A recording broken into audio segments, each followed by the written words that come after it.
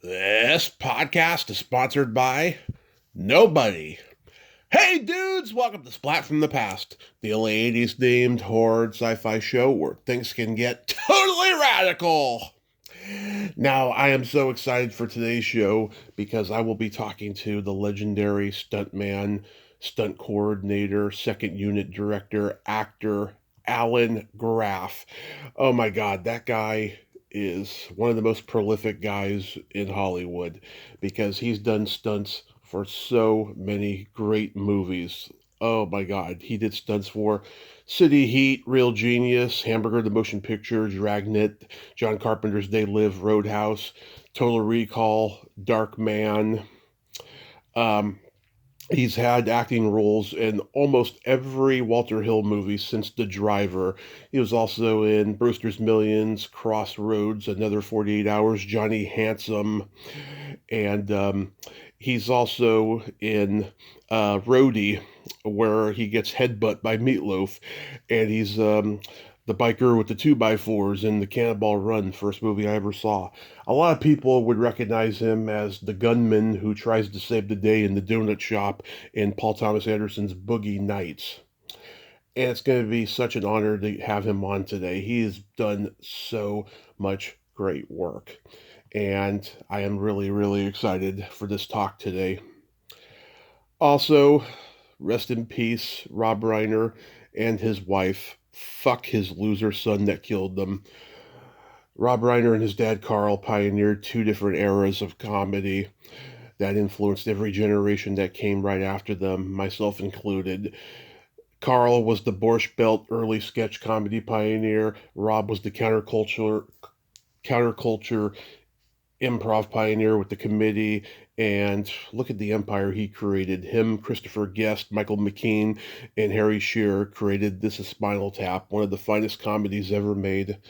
And that evil bastard took him from us. Justice will be served, though. Rest in peace, Rob. Thank you for the comedy. So, yeah, here is my interview with Allan Graf.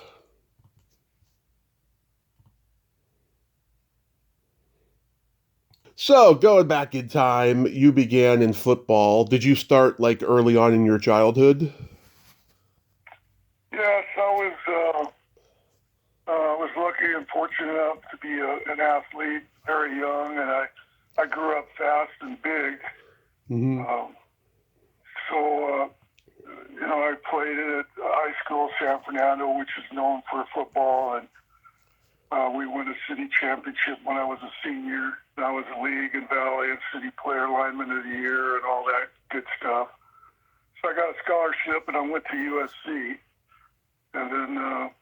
Eventually, we won the national championship in 1972 Mm-hmm.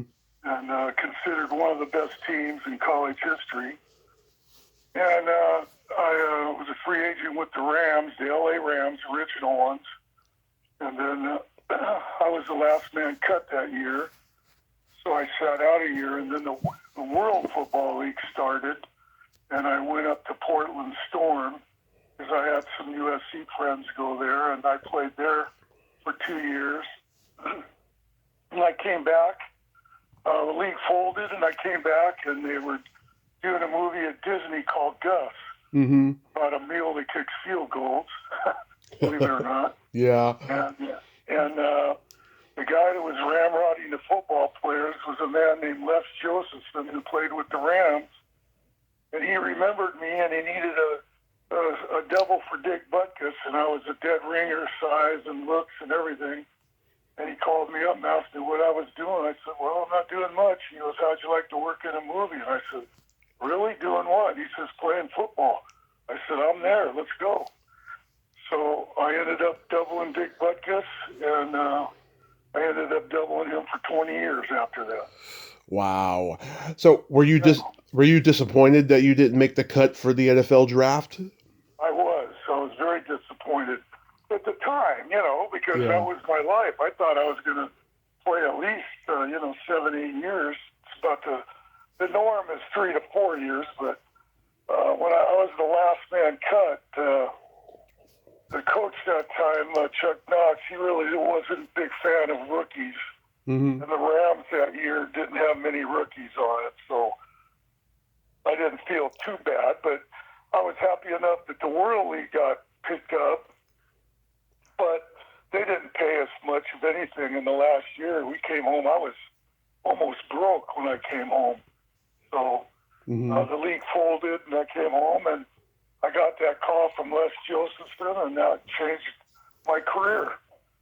And got in the movie business and met a lot of stuntmen and started working out with them, and the rest is history. Do you think, though, that television and advertising and these ridiculously high salaries of the football players has taken the fun out of football? I believe it's taken the fun out of college football for sure, this NIL stuff and all that, and there's no loyalty. I mean, when I went to, I went to SC, I was thrilled to go to USC. They had just won the national championship in '67.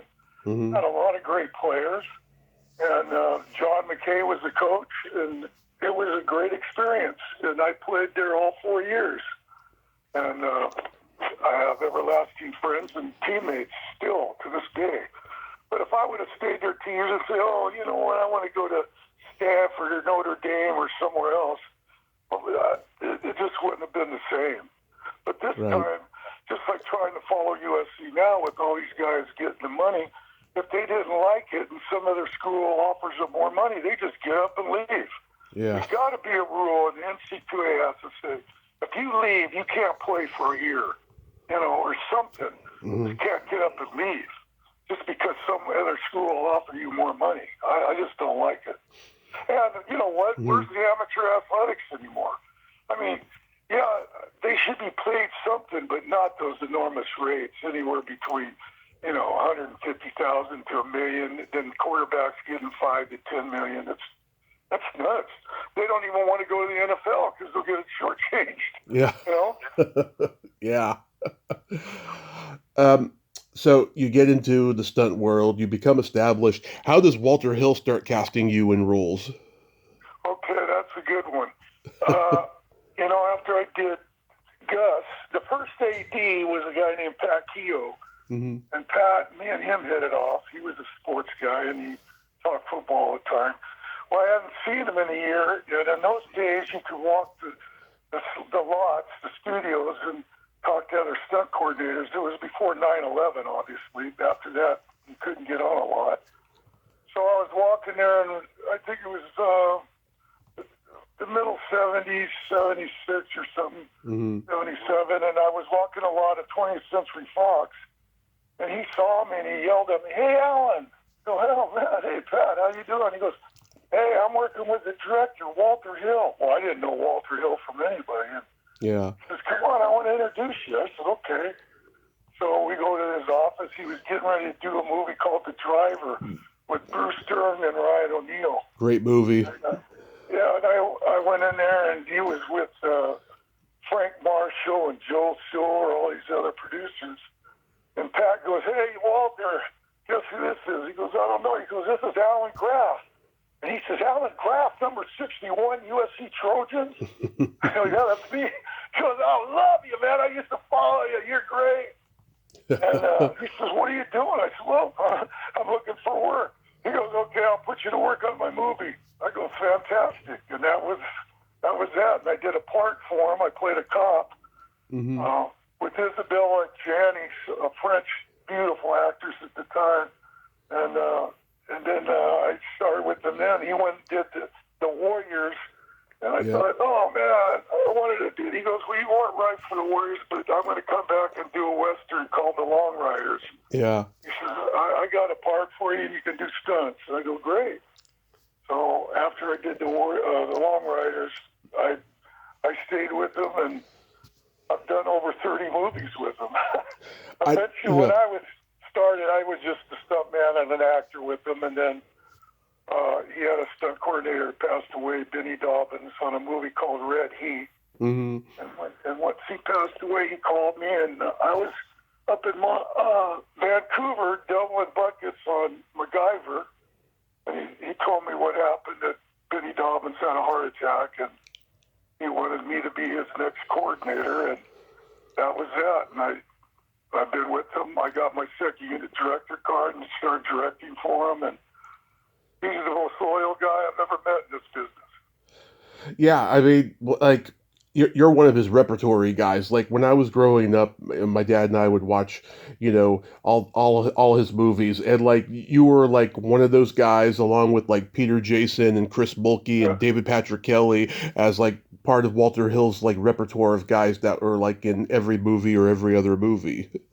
You're right. He had a stable of guys, and I was happy to be one of those. But I told him when he first got, I told him, listen, if I ever do something and you don't like it, and it's not what you want, and you think you need a change, just do it, because I want to be friends with you. I don't want you to have to, feel like you owe me something, and Yeah. And after all these years, I never had to feel that way. You did awesome work, Alan. I said, well, I appreciate it. So my dad and I, we love Brewster's Millions. We watch it all the time when we're together. Uh, what stands out about Richard Pryor and John Candy on that set? Oh, it's funny. Those guys, it was crazy, and it was different for Walter to do a movie like that at the time. And Yeah. we played baseball players, and I had a fight with John Candy in the bar, if you remember that. Yeah, he really knocks you, and then you knock over a table. Yeah, I'm always getting knocked over a table or falling over something, Yeah. In those days, the actors always loved to beat up the big guys, made them look better. Yeah. So, it was great. Yeah, you got that great line. I had to reupholster your face. Yeah. Yeah. That's a classic. It's funny. I always did these scenes they were just great scenes, and people remember them. I'd be in grocery stores or something. Hey, man, I saw you. You're that guy. Universal Soldier. Boogie Nights. You were at the donut shop. All these different shows. Yeah. Oh, you were in another 48 hours. You were the bus driver in that bus. Yeah. Well, you got to do another Torchy's bar scene in Crossroads, and the legendary Harry Carey Jr. played the bartender. That guy, of course, did movies with John Wayne, like Three Godfathers. Did he tell Wayne stories on set? No, he didn't. He was a pretty quiet guy on the set. In between scenes, he was friendly enough, but he just kept to himself mostly. I see. So, when I see that actors don't want to talk, I don't want to bother them. Yeah. But some guys like Nick Nolte, he was a great. He's what I call man's man. He really liked to talk, and he liked sports and talk about sports and stuff, and yeah, I like that about him. Yeah. Yeah, but when you were driving the bus, God, Eddie must have just been cracking you up with the James Brown, baby, baby, baby. It was crazy, Yeah. When I did that movie, Walter came to me and he said, Alan, I don't want you to flip that bus like did, because I did 8 teams and, police stories and all that, and they were flipping cars, what they use as a pipe ramp, and you drive up a pipe ramp and it would flip the car. He says, I don't want to see that. I want you to come up with something different.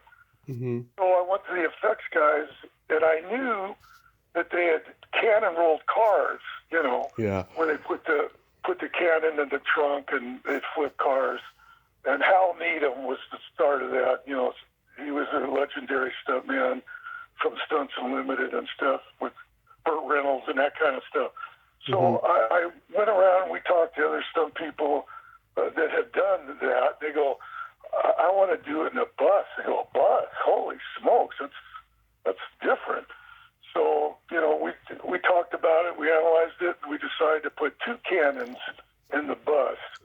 And we, I kept thinking about it, and I'm going, well, I want it to flip. I don't want it to flip over and just crush the roof.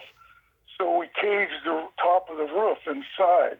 So when it hits, it would bounce and continue to roll, Yeah. And we kept prepping it, and then we'd go up to Magic Mountain Parkway in their parking lot, and I would set up cones, and I would drive, and I wanted to go 60 miles an hour forward and 60 miles an hour sideways, because when you slide, you shove off a lot of speed. So we took out the inside dually, so I'm only sliding on 2 wheels and not 4. And that helped, but it didn't help enough. So we finally decided, let's get oil on it. So I hit a toggle switch, and the oil hit those back tires, and now we're talking. Now I came around real quick. And that's what we did. But what happened was the California State Fire Marshal said, you know what, Allan, you can't push your own button. There's a pound of TNT in that bus. Yeah. I said, we won't allow that. You're going to have another stuntman push that. I said, okay. So I got the littlest guy that used to work on Fall Guy a lot. Mm-hmm. He's great. And we built a cage, and he was in a cage right behind me. And I would say now, and he'd push the button, and we go up to Magic Mountain and practice. Because you can't practice flipping it, but you can practice going where it is. So we shot it up in mid-state California by Modesto in double lanes. And this is what really hurt me, is when we got up there. And they, okay, Allan, let's go. They had 8 cameras ready to go. I was a mile from the set. Mm-hmm. I had to get the speed up in that old bus. And the effects coordinator came in and said, and I'm all strapped in. My stunt guys have put me in. I got my helmet on. I'm ready to go. He says, I'm not going to make the bombs hot until you sign this release. I said, what? Sign what release? He said, you can't do this unless you sign this release, because if you blow yourself up and get hurt, I don't want your family suing me. Yeah. I went, are you kidding me? Because no one had ever done that, especially 2 cannons in it. I signed it. I'm nuts anyway. Here, get out, make the bombs hot. And his effects guys were so mad at him. Anyways, I went down there, we did it. I hit it down, perfect, went down, rolled up 225 feet. Everybody's comes to a stop, screaming, yelling, clapping. I get out, and here he comes running up to me crying, I'm sorry I had to do that, but we have to protect ourselves. I said, we've been prepping for 2 months. Why didn't you set me up before that? So that was a tough deal to pull right when I'm getting ready to do a stunt that no one else has ever done, Yeah, that's one of the most difficult ones you've ever done. Yeah, it was pretty close. Actually, another one, Nowhere to Run with Claude Van Damme, I had to flip it under a freeway. Wow. And slide it. Did you ever see that movie? Oh, yes. Rosanna Arquette's in it. Yeah, and so I'm doubling this guy up in San Francisco, but the bus flip's going to be in Simi Valley. Mm-hmm. So they go, we want Allan Graf. He's already cannon rolled the bus on 48 hours. So I told the effects guys how to do it. And I said, God, this is strange. I'm going to go down there, and on the day, this is the first time I'm going to drive the bus. And, see how the braking system, even though I told them how to do it, I never drove the bus. So here I go, I get to work, and I see, 20 people underneath the freeway. Yeah. Altrans, CHP, producers, bunch of people. I go down there, hey, what's going on? And the stunt coordinator comes to me, Allan. He said, can you drive this? But now the bus is 40 feet and underneath is 60 feet. He says, if you hit one of these pillars, they got to close the freeway down and check for, construction problems. If you hurt one of the pillars, then it falls. Yeah. I go, you kidding? I said, I got a 40-foot bus. I got 10 feet on either side, and I've never driven a bus. And I go, the producers come up to me, you can do it, can't you, Allan? Because, just so much money. They had, 8, 9 cameras there that day, too. And I go, oh, my God. I said, can I at least go drive the bus a couple of times and check the brakes? And so I did. I said, I guess. And they go, well, what do you want for it? And I put a number on, and I held it up. I should have put twice as much back then. But God was with me, and I did it, and went right Yeah. That's when you're better to be lucky than good. You know, Br- that got my attention because one on another 48 hours, I didn't have to worry about hitting anything. This one, I had to worry about hitting those pillars. You were the first guy to go through the metal detector at the airport in high anxiety, and that's Mel Brooks. God, that has to be a huge career highlight to be directed by him. You know, I don't remember that. Yeah. Oh God, I love that movie. I think it's one of Mel Brooks's most underrated movies. High And anxiety. yeah, high anxiety. You're wearing like a polyester shirt, and like you're just walking through the metal detector at the airport when the scene first starts. Did I have dialogue? No dialogue. Oh. Yeah, a lot of people.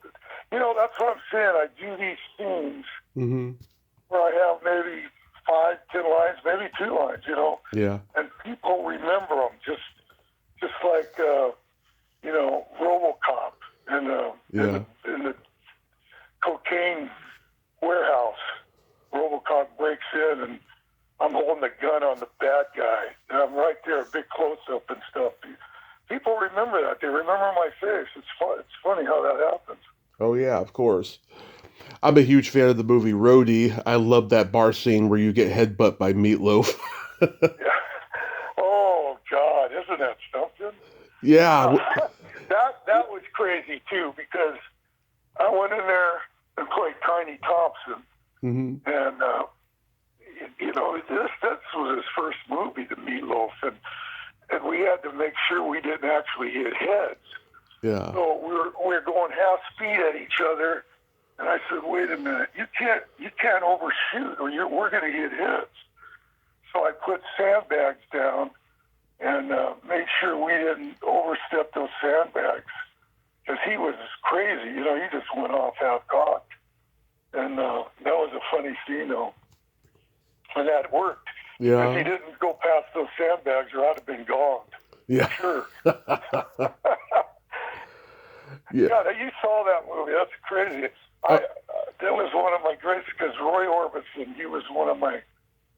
I loved Roy Orbison growing up. One of the best. Yeah. One of the best. Great songs. He died way too soon, in his 50s. Yeah.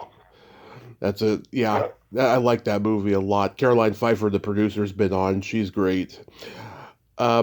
You played a biker in the first movie I ever saw and fell in love with, The Cannonball Run, and I wore out a couple VHS tapes watching that movie back in the day, and to this day, me and my family still quote that movie and stuff. Yeah, I just love how that fight scene with the bikers. It's just, I think it's the best part of the whole movie. Yeah, that was quite a deal, because that was what's his face's first American movie. Jackie Chan. And we came out there and we shot at Mojave. It was 115 degrees that day, and we're all in black leather and all that. And so I had to fight Jackie Chan, and it was good. And then I got kicked by Farrah Fawcett in the crotch. Oh yeah. And that was a great scene, you know. Big fight, a lot of stunt guys involved, you know. Yeah. Alfie Wise, he's trying to punch you in the stomach, and Ricky Viola's got the 2x4s. He's like, hold it, you wouldn't last 5 minutes in the New York subway. And then he just, boo. God, he gets you good with those. Oh, I know. You see, there was a lot of great actors in the 70s, 80s. Guys who really, you remember, just like you remember those guys, you know. Yeah, I was supposed to interview Alfie earlier in the year, and then he took a fall, and then he ended up in a hospice and then passed away, sadly. Oh, that's sad. Yeah, I know he was in. Like the guys when I did, I don't know if you watched Deadwood, but not in a while. Yeah, well, I mean, I did a great part on that and had one of the big fights, and that was a great fight I had on that show. Played Captain Turner, and I did the pilot with Walter Hill. He had all the stable guys, and they all ended up being on there. Powers Booth, and all his normal guys. And now they're all gone. You know, that's sad. They've all passed away, a lot of them. Yeah. Anything stand out about Poltergeist? No, but there again, I'm in a scene, and guess who's sitting next to me? Steven Spielberg in that scene where the guy comes over and says, "Hey, you're messing up." We're watching the game, and he has a remote control, and we're all there in that scene, and then I end up doing a stunt where I get blown backwards on the neighbor. When the house implodes out, I get knocked back. So that was my deal on that. But most people remember me in that scene because there's all those great guys. So. Yeah. Now, you mentioned before Boogie Nights. Yeah, I'm sure you get recognized all the time for that role. In the donut shop. Yeah. And he comes in to buy donuts for his pregnant wife. And I'm sitting there reaching guns and ammo. And I hear him, and then I see him. And I put my donut away, close the magazine, and pull out this big Desert Eagle gun. Yeah. I blast him, he blasts me. And that's an unbelievable scene in that movie because that's a very serious scene. Oh, yeah. Very, very serious. And Paul Thomas Anderson said it was one of his best scenes. That was a good movie. That was a cult movie. Oh, yeah. And I ended up stunt coordinating. The guy left, and I helped him finish the movie. So it was good. Yeah. I did a couple of his movies. Oh, yeah. Magnolia, where you play a firefighter. Yeah, I had Magnolia, and I'm trying to think of the one I had with, oh, God, my memory's going after all these years. Was what, Punch Drunk Love? Were you in that one? That's it, Punch Drunk Love. Yeah. I did that one with them, and we flipped this was crazy. We flipped a Jeep 8 times. The cannon rolled a Jeep, just like I did with the bus. And he only used the part where it goes sideways by it, so you don't know how many times it goes. Where they drop off that piano, that old time, I can't remember what it was. It's like a piano. Uh-huh. It's like an organ. Yeah, like an organ type thing. I've worked on some weird things. But one of the best, I don't know if you saw We Were Soldiers, Once and Young with Mel Gibson. Oh, yeah, I saw it when it first came out. Yeah, that was a big, big, big second unit for me. I directed all that action for those guys, and it was, 5 weeks of solid action, helicopters, a lot of smoke and dust, fire. I was really proud of that. And Mel Gibson and me, he used to, I'd say, "Hey, little buddy." He called me Captain, because of, Gilligan's Island. Oh, Bob Hey, Denver. buddy, Yeah, little buddy. Yeah. Yeah. He was my little buddy, and I was the captain. The skipper. Yeah. I had a good time with them on that, and they appreciated the work I gave them. I found out you doubled another guest of mine who was no longer with us, Walter Olkowitz on Wizards and Warriors. Yes, God Almighty, Tommy, you talked to him, huh? Yeah, he was one of the guests of the early years, and he was a great guy. Sadly, he couldn't walk at the end of his life. He must have gotten very big. Yeah, he was always hoping for a miracle cure that he could walk again, and he did believe it was going to happen, but sadly it didn't. But he was a great guy, and he was a funny guy, too.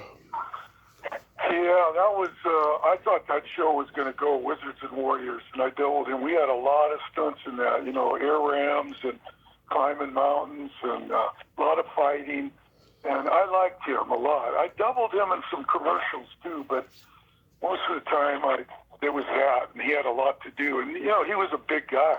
Yeah. So I had to, he couldn't do much physically, so, which I didn't mind because it gave me a lot to do. Yeah. Yeah. I liked him. I'm sorry that he passed away. That's too bad. It was really, really sad. Yeah. So I grew up loving Burt Reynolds and Clint Eastwood, and you did stunts on City Heat. Anything stand out about that? Yeah, that was. I did. I got to talk to both of them. When you're talking to a big time guy like that, Hmm. Clint Eastwood, and you know, And Burt. I had to do a stair fall, and it was a long stair fall backwards, Yeah. and I had to do it like 3 times, and that wasn't an easy one, but I did it. And Burt Reynolds thought that was pretty good. I tried to do the original Longest Yard. I was up for it to do a part, and what they did is they changed it to an Indian. You remember the big Indian? Oh yeah. So, because I just came out of SC, and they said, "Hey, this guy would be good." And I've done a lot of good parts, so but they went another direction. So I always wanted to work with them, but I thought one of his better movies was Deliverance. I really liked that movie. That's a great movie. Yeah, he even said it till the day he died that was the best movie he ever did. Yeah, it was. It definitely was. And they didn't even have a stunt coordinator. Gary Jensen, who I knew just passed away recently, worked with me on Rust. The movie where Alec Baldwin accidentally killed a photographer. Yeah. That was a rough one. But he said he worked on it, and they didn't ever have a stunt coordinator. I was shocked. All that water work and everything. Yeah. So, It was literally survival. yeah, survival of the fittest. And of course, Burt broke his jaw in City Heat. Yeah. Yeah. Crazy. That's the famous story there. You did Stunt for Real Genius. That's one of my favorite teen movies of the 80s. Yeah, I don't remember. There was some car work I think I did. I can't quite remember. But was that Joe Silver's? No, that's Brian Grazer. Brian Grazer, yeah. Because I did Brian Grazer. I did Friday Night Lights, the movie with him. He was a producer. Oh, that's right. You did a lot of the football stuff there. I've done 17 football movies. Yeah. A lot of football. I'm proud of it all. 6 Any Given Sunday, Friday Night Lights, Jerry Maguire. Yeah. Oh, yeah. So it was a lot of fun. And you know what? I should be doing them. That was my forte. You mentioned before about doubling Dick Butkus. Did you double him in Hamburger, the motion picture? I did. I did all the car work for him. Yeah. Yeah. That was a low budget deal we did. And, Dick was a very, very, he was complete. He was an introvert guy off the football field. On the football field, he was crazy. He was a maniac. He was tough. Yeah. And I asked him about that. He says, Alan, I don't have to show anybody anything when I'm not on the field. They know how tough I am. Yeah. He was a devout Catholic, and, he is like a normal guy. But at first, when I started doubling, he didn't understand why he needed a double, because he was an athlete, but he couldn't do the things I could do for him, Yeah. And when I doubled him on Gus, he had bad wheels. That's how he had to retire. His knees were shot, so he could barely run. So I doubled, and I was a great double. I mean, they could shoot me head on, everything. I had my mustache and all that. We looked exactly alike. We could have been brothers. So then he got used to it because I did MacGyver, Charlie's Angels, whatever he was doing, I would just be doubling him. Yeah. A lot of shows for him. So it was fun. You did stunts on Knightrider? Knightrider. Did some driving, played some parts. Mm-hmm. I played a good part. Played like these zombie guys, and we tried to kill Knightrider, and it was a crazy show. Most of those TV shows, any TV show, they hire me because I was a stunt actor, and they liked that fact because they didn't have to double me. Yeah. So it's just like Magnum PI. Mm-hmm. I went over there and played myself. Had a nice part, and I had to fight Tom Selleck. Well, Tom Selleck was a USC guy, and he heard of me, and all we did is talk USC, and his stunt double was a former Trojan player, Tom Lupo. So it was great, you know. Mm-hmm. So any show like that, and then I loved doing the Rockford Files with James Garner. He was a devout football fan. He loved the Raiders, and when he knew that I was a former football guy, he always loved to have me on and do parts, you know. Yeah. I did a lot of Rockford, Policewoman, Police Story, $6 Million Man. Yeah. Yeah. So TV back then was awesome, you know. Mm-hmm. Lot of action shows. You could make a living at it too, you know. That's right. I went from one show to the next. It was great, you know. There was so much action television. There was sometimes, you know, I'd be in the morning, I'd work one show, and then they say, "Can you make it here like at 5 in the afternoon?" Yeah, I don't know. So I did 2 shows in one day, you know. Mm-hmm. It was absolutely great. But I still love the feature part of it. And anytime Walter wanted me, I was there for him. And we did a lot of great shows. It was great, you know. Yeah. Just like that Red Heat. You remember I told you I did that Red Heat? Well, I drove the lead bus in that one. And we were in Chicago, and I'd crash through buildings, go through fountains, you know, crash through cars. It was just a lot of fun back there. You know, there wasn't CGI. You have to really do the stunts. The stunts were in the cameras, you know. Yeah. Whatever you film, that's what it was. You didn't have any help, you know. The thing with CGI that helped was when you had to do high falls or something, and it wasn't a good situation. You could attach cables to the guy falling, and then, you know, do decelerators, and they would just wipe out the cables on CGI, and you never see them, you know. Right. What did you do on Back to School? On what? Back to School? Oh, we had a big bar fight in that. That was a lot of fun. Yeah. Yeah, that was crazy. You know, there was like 15, 16 stunt guys fighting, and it was just a big fight, you know. Mm-hmm. I always pride myself in doing great fights, so I knew that the big men, just like I said, big guys got beat up. I got killed 10,000 times. It was, that reminds me, I was on, I forget, the one with Keach. Keach had a TV show. It slipped in my mind. Mike Hammer. Mike Hammer, okay.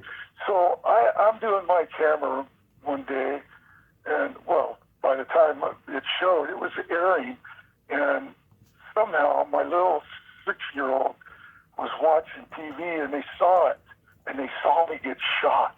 And he started crying, and he ran to my wife and was crying, "I just saw Daddy get shot. I just saw," you know. And so when I came home, he ran up and jumped on me, and I said, "Don't ever turn that TV on. I'm not here. You never know what they're going to watch." Yeah. And that was a very valuable lesson for my wife, because they were scared to death that I got actually really shot. Yeah, kids are very sensitive about that kind of thing. I know I was. They Live, the John Carpenter movie. Yeah, that was. Sometimes I'll tell you, I don't remember it, because it's just maybe 1 or 2 days. You know, Tommy, can't remember exactly what I did. How about Total Recall? The one I remember that people always remember is L.A. Confidential. Oh yeah. And you know, I played the wife beater at the start of the movie, and he pulls the sand off the roof, and I'm beating up my wife. And I come out there and I have some dialogue with him, and he beats me up. Did you remember that scene?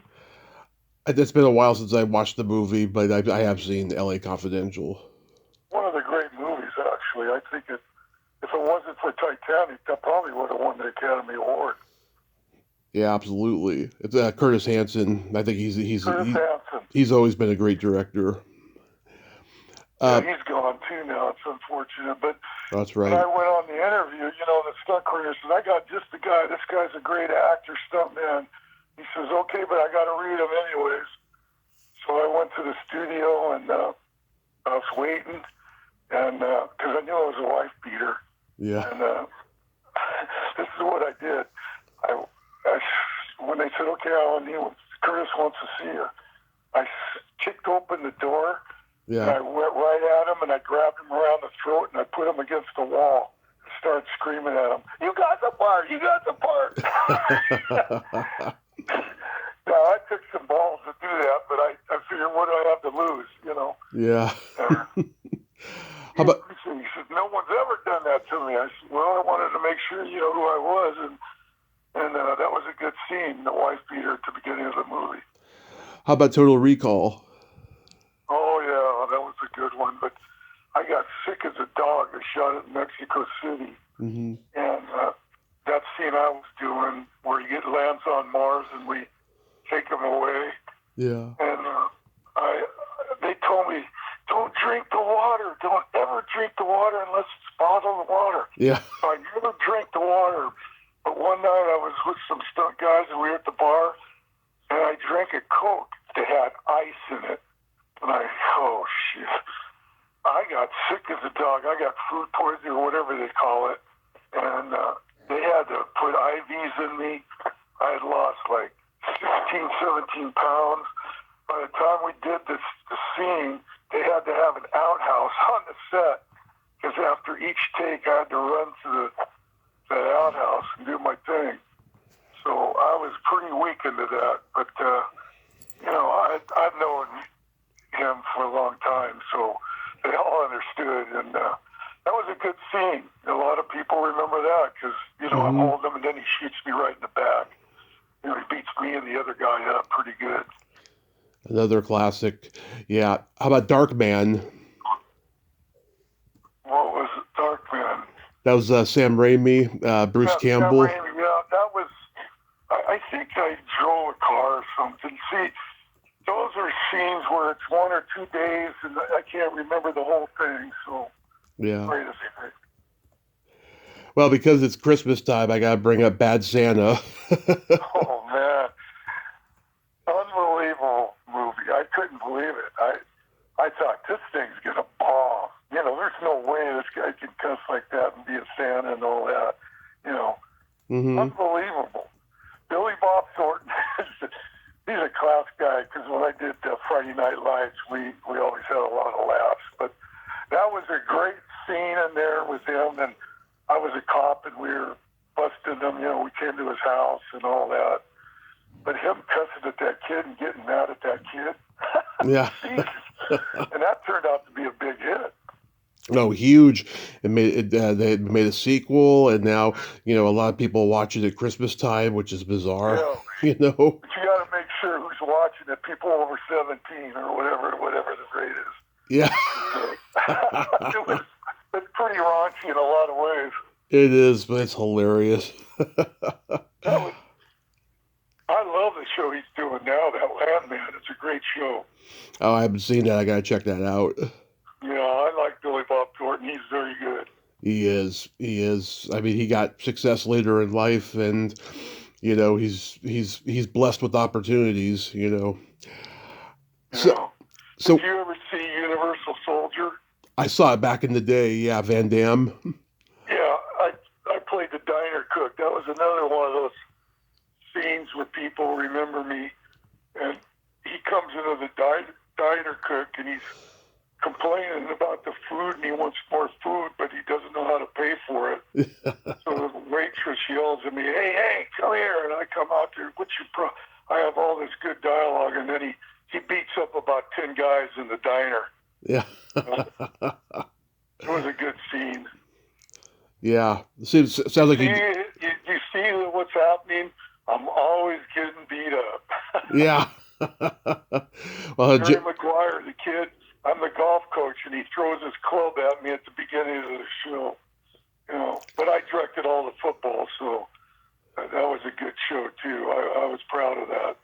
Well, James Gardner used to say people love to see him get hit, and he's always having fight scenes on TV and in movies.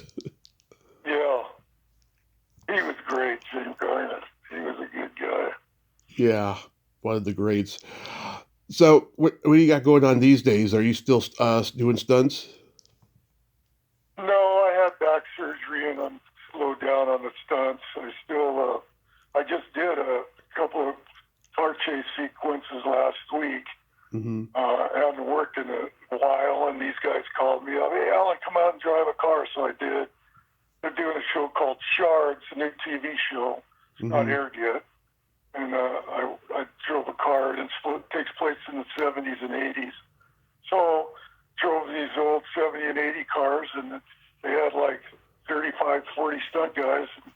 We shot it in the valley. It was a lot of fun. Mm-hmm. And so I'm hoping to get another second unit so I can direct or do a stunt coordinator. I want one more before I call it quits. But in this business, when they stop calling, I guess it's quits. But I don't want to say that. Yeah. I want to keep going.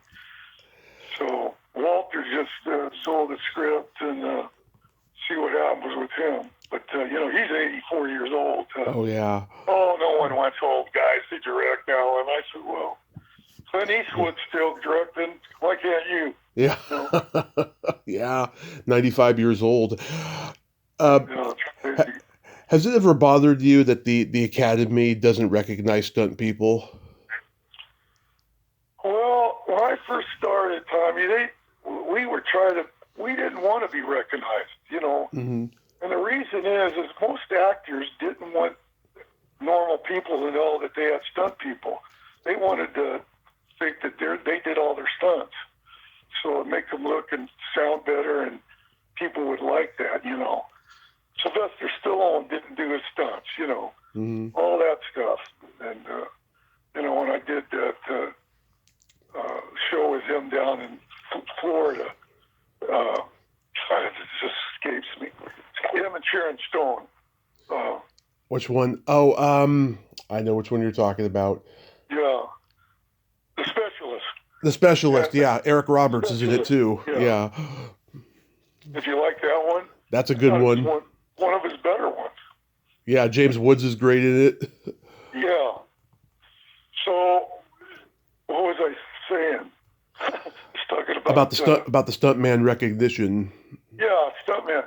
And I work with these actors, and they go, "Wow, that's great." So Stallone, I know why in the early years we didn't want to be known. They didn't want us to know that they had stunt people. But eventually it changed, because what happened was you had these stunt awards started coming out, Mm-hmm. and then people knew, hey, that guy did that. Oh man.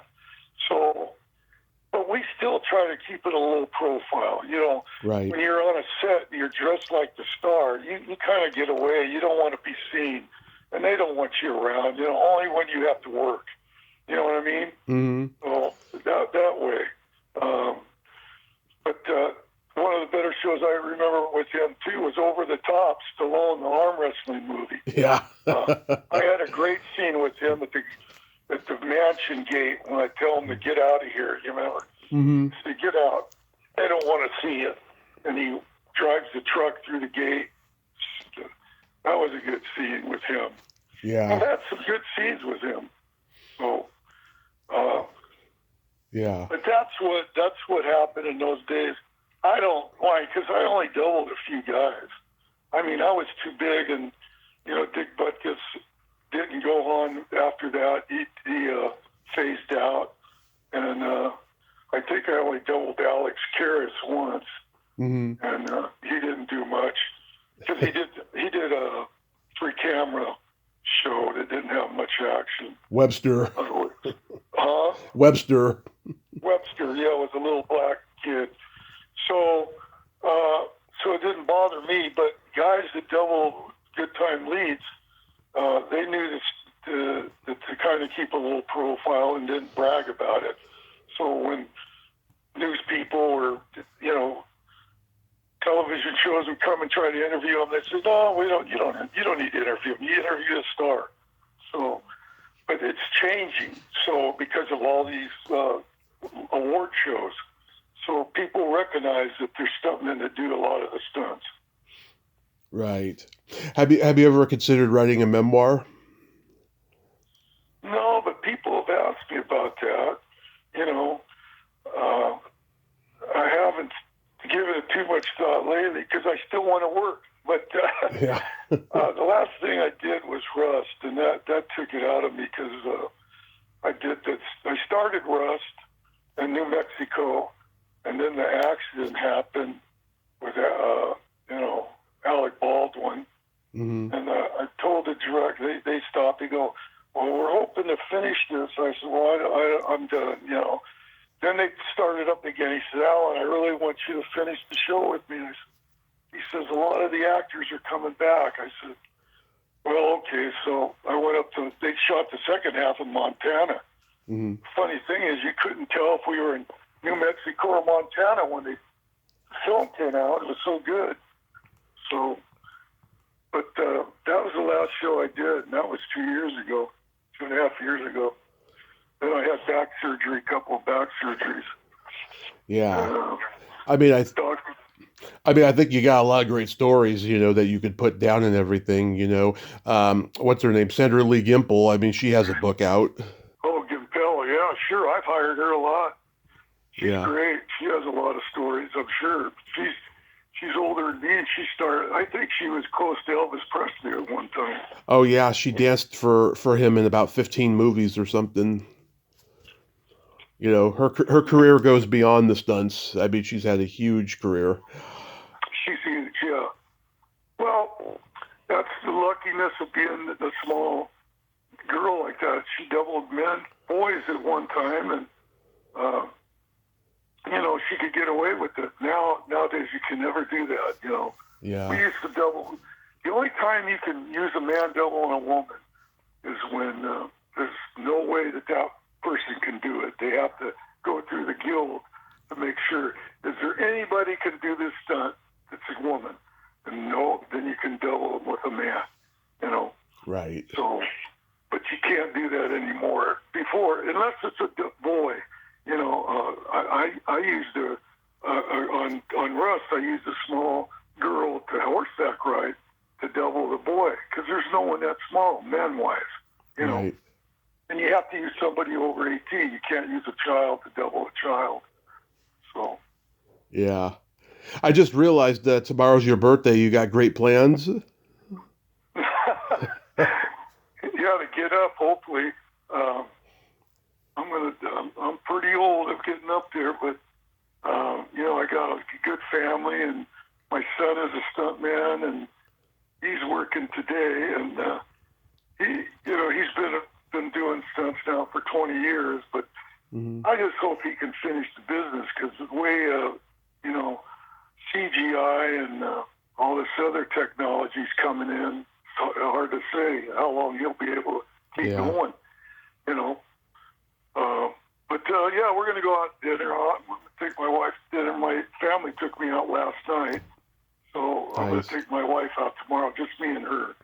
Yeah, we've been married for 47 years. Congrats. And That's saying a lot. What's the secret to a long and successful marriage, you think? To be honest and tell her you love her a lot. And not only that, I say this, and it's funny to go, "Oh, that can't be." But you know what? I was gone a lot when I was, doing movies. I said, because if I go away for 3 months and I come back, she appreciates me more. So that helps. You go on location, come back. Yeah. Except a lot of times then I start taking my family and my kids because, I was in Prague when we did A Knight's Tale. Remember that movie? Oh, yeah. The jousting movie. I directed all the jousting, and it was great, and got to see Prague. It was one of the first movies shot in Prague. It was like a third world still. Not now. They shoot a lot of movies there. Right. Well, I used to take my family when I could, when they weren't in school, take them a lot of different places, Florida, Canada, Chicago, all sorts of places. So that helped. They got to learn, they'd learn geography. This is where we are. Okay, great, Yeah. So, That is so awesome, Alan. I thank you so much for coming on today. I hope you have a Merry Christmas, a happy birthday, and a happy New Year, and be safe out there. well, I appreciate it. Thank you for the time, Tommy. You're great. Oh, thank you so much. I appreciate that. Okay, you take care. God bless. You too. God bless. All right, bye. Bye-bye.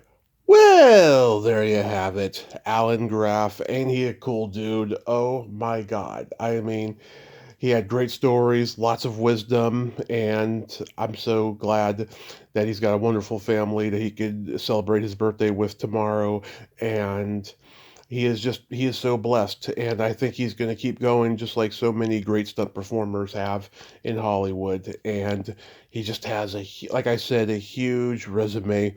He has probably a combined resume of like 400 or 500 credits on his IMDb with everything that he's done in his career. And that was very sweet, that compliment that he gave me, telling me that I was great. I relish the compliment.